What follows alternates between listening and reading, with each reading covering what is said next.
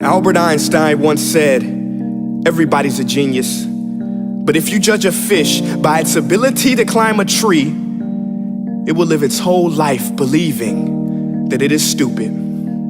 Ladies and gentlemen of the jury, today on trial we have modern day schooling. Glad you could come. Not only does he make fish climb trees, but also makes them climb down and do a 10-mile run. Tell me, school, are you proud of the things you've done?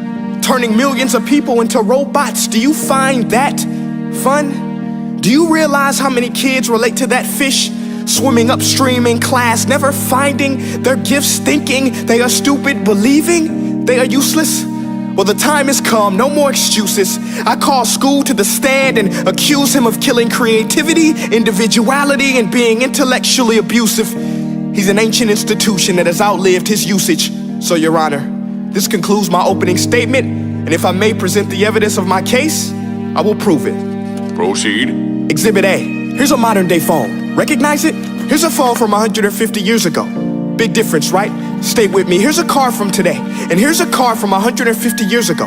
Big difference, right? Well, get this. Here's a classroom of today, and here's a class we used 150 years ago. Now ain't that a shame? In literally more than a century, nothing has changed. Yet you claim to prepare students for the future? But with evidence like that, I must ask, do you prepare students for the future or the past? I did a background check on you and let the record show that you were made to train people to work in factories, which explains why you put students in straight rows, nice and neat, tell them sit still, raise your hand if you want to speak, give them a short break to eat, and for 8 hours a day, tell them what to think.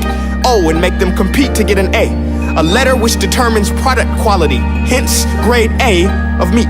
I get it. Back then, times were different. We all have a past. I myself am no Gandhi. But today, we don't need to make robot zombies. The world has progressed. And now we need people who think creatively, innovatively, critically, independently, with the ability to connect. See, every scientist will tell you that no two brains are the same.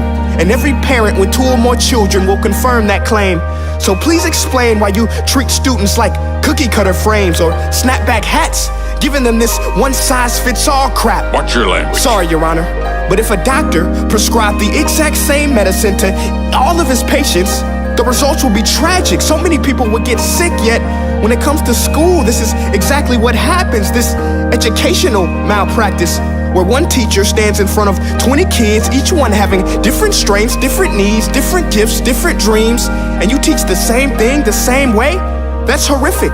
Ladies and gentlemen, the defendant should not be acquitted. This may be one of the worst criminal offenses ever to be committed. And let's mention the way you treat your employees. Objection. Overruled. I want to hear this. It's a shame. I mean, teachers have the most important job on the planet, yet they're underpaid? No wonder so many students are short-changed. Let's be honest, teachers should earn just as much as doctors, because a doctor can do heart surgery and save the life of a kid, but a great teacher can reach the heart of that kid and allow him to truly live. See, teachers are heroes that often get blamed, but they're not the problem. They work in a system without many options or rights. Curriculums are created by policymakers, most of which have never taught a day in their life. Just obsessed with standardized tests. They think bubbling in a multiple choice question will determine success. That's outlandish. In fact, these tests are too crude to be used and should be abandoned, but don't take my word for it. Take Frederick J. Kelly, the man who invented standardized testing, who said, and I quote, "These tests are too crude to be used and should be abandoned." Ladies and gentlemen of the jury, if we continue down this road, the results will be lethal. I don't have much faith in school, but I do have faith in people. And if we can customize healthcare, cars, and Facebook pages, then it is our duty to do the same for education, to upgrade it, change it, do away with school spirit, because that's useless. Unless we're working to bring the spirit out of each and every student, that should be our task. No more Common Core. Instead, let's reach the core of every heart in every class. Sure, math is important, but no more than art or dance. Let's give every gift an equal chance. I know this sounds like a dream, but countries like Finland are doing impressive things. They have shorter school days, teachers make a decent wage, homework is non-existent, and they focus on collaboration instead of competition. But here's the kicker, boys and girls. Their educational system outperforms every other country in the world. Other places like Singapore are succeeding rapidly. Schools like Montessori, programs like Khan Academy, there is no single solution. But let's get moving, because while students may be 20% of our population, they are 100% of our future. So let's attend to their dreams, and there's no telling what we can achieve.